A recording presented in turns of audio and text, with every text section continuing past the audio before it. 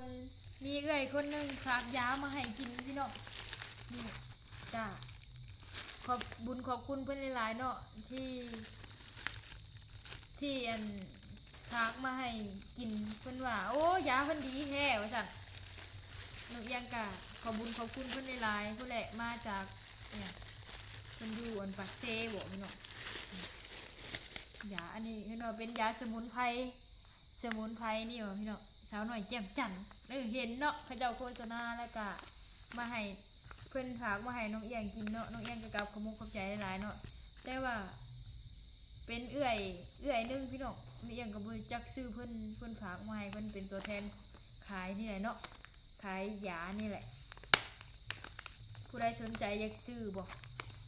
ทักมาเดี๋ยวน้องเอียงสิเอามาขายให้นี่กำลังดังเลยทุกคนซาแล้วนี่โอ้เป็นในนี่เนาะมี12พุ่นว่าเอาไปกินลองเบิ่งเด้อน้องเอียงว่าซั่นน้องเอียงก็ขอบบุญขอบคุณเพิ่นหลายๆเนาะที่ฮักแพงแล้วก็ที่ส่งมาให้น้องเอียงกินเนาะ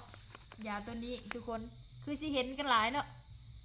นี่ดาดีภายในว่าซั่นซะเนาะเป็นผู้หญิงเฮาแหละเจ็บในท้องในไส้เพิ่นก็เลยว่าเอามาให้น้องเอียงก็กราบขอบบุญขอบคุณเพิ่นหลายๆเนาะขอให้เพิ่นอยู่ดีมีแฮงเฮงๆรวยๆเด้อให้เพิ่นขายมันหมานเด้อมีคนสั่งเพิ่นหลายๆทุกคนเพิ่นก็ใจดีแฮงเนาะขอบใจหลายๆมี12ผู้ใดทุกคนได้รับมาแล้วเนาะฝากมาให้กินแบบไดเนาะบัดนี้วิธีกินเพิ่นอยู่ในนี่แหละพี่น้องเอาขอบคุณเพิ่นหลายๆเนาะ20-30,000นึงซื้อน้ำมันถ้าเพิ่นไปขายนะราคาอันนี้29,000กีบว่าซั่นในอันนี้เนาะแต่ว่าคือว่าอะไรเนาะถ้าเป็นตัวแทนเฮาก็สิไปขายซ้ำทุนมันก็บ่ได้หั้นนะทุกคนบ่แพงเนาะแต่ว่าดีว่าเพิ่นว่าดีแท้ว่าซั่นเขาเดียวเบิดเอ้ยสั่งมาว่าซั่นนี่น้องยังก็เลยอันซื้อมากินลองเบิ่งบ่แม่นว่าอยากมากินคืออยู่นะแต่อันนี้บ่ได้ซื้อเด้ออันนี้ตัวนี้เพิ่นให้มากินให้มาลองให้กินว่านะมาลองให้กินกับขอบคุญขอบคุณเพิ่นหลายจักเอื้อยอีหยังพี่น้องเพิ่น